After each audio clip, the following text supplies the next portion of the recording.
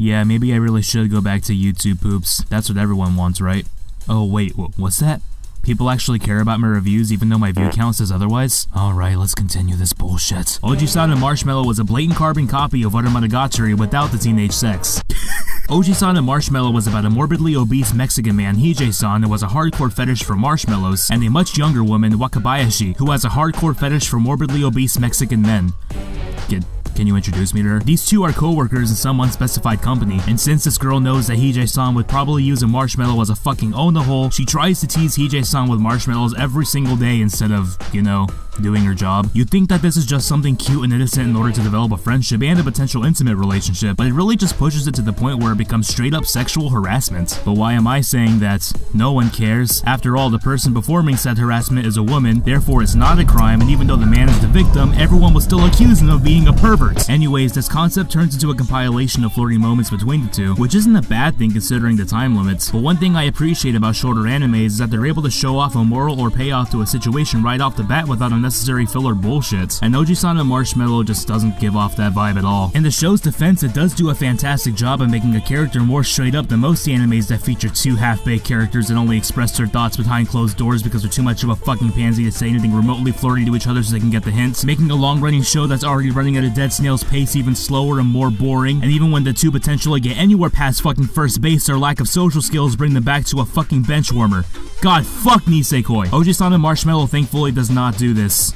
At least for the most part. Wakabayashi is that lewd coworker that gives you a foot job under the desk during a business meeting to let you know that she wants to sleep in your bed tonight. She knows she wants Hige-san's marshmallow and she's not afraid to show it, which isn't common with most girls in slice of life animes. It's pretty refreshing and takes a huge positive turn on the genre. Wakabayashi knows that being some tsundere bitch will get her nowhere and she will quench her thirst, alright, she ain't staying a virgin. But unfortunately, this unique turn on a series is stopped by Hige-san. Hige-san sticks to the beta stereotype that exists in 9 out of 10 slice of life animes that focus on a potential relationship between two protagonists, and this just totally demolishes an otherwise great flow in the show. You know what I'm talking about, the type that has to excuse himself for any action that might upset the woman even though it's not their fault. But Wakabayashi is blatantly throwing her fucking virginity at you, dude, and you still have to disguise it with your bullshit made up excuses as to why she acts like this. Why? Wakabayashi's probably the only girl you'll ever get and she's fucking hot. What is wrong with you? I understand that attention between two potential lovers need to be dragged out, otherwise there wouldn't be an anime, and I respect that even if it eventually happens like an Oda Monogatari, but it doesn't happen in this show. Spoilers, even though what I'm about to say is kinda predictable. After Wakabayashi realizes giving Hige-san hints that she wants to bang isn't working, she just straight up says, "Hey, I love you."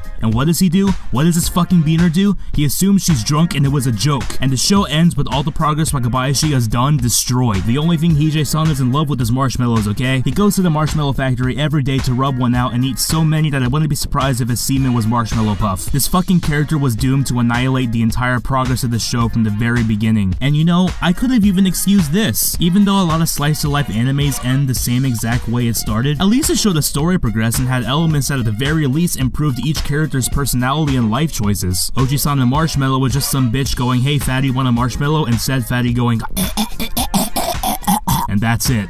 And that's not necessarily a bad thing. If you remembered all the other animes I previously reviewed, you'd know that I'm all for extremely simple and fun plot points, and that's what got me interested in this show. But simple and fun plots always come with a payoff, like I said earlier. Ojisan and Marshmallow had potential for that, but every time I think it's gonna happen, I immediately get bombarded with reasons to completely disregard my hope. We're just met with an uninspired and repetitive joke that gets very stale when you know it's only going to be met with disappointment. The whole build-up just gives up halfway through each episode and nothing helps to get off the ground, not even the side characters. Other than Wakabayashi and Hige-san, there aren't any other characters in the show that was memorable. We have two plastic personalities that are only there to gossip about every scenario that happens, some southern girl that only loves Hige-san because he saved her from rape, a stereotypical white knight little brother, and a stereotypical perverted boss. They don't serve any purpose, they're just there. So out of all the negative things I said about this anime, what are my final thoughts on this? I was enjoying it, yeah, but I don't like the show.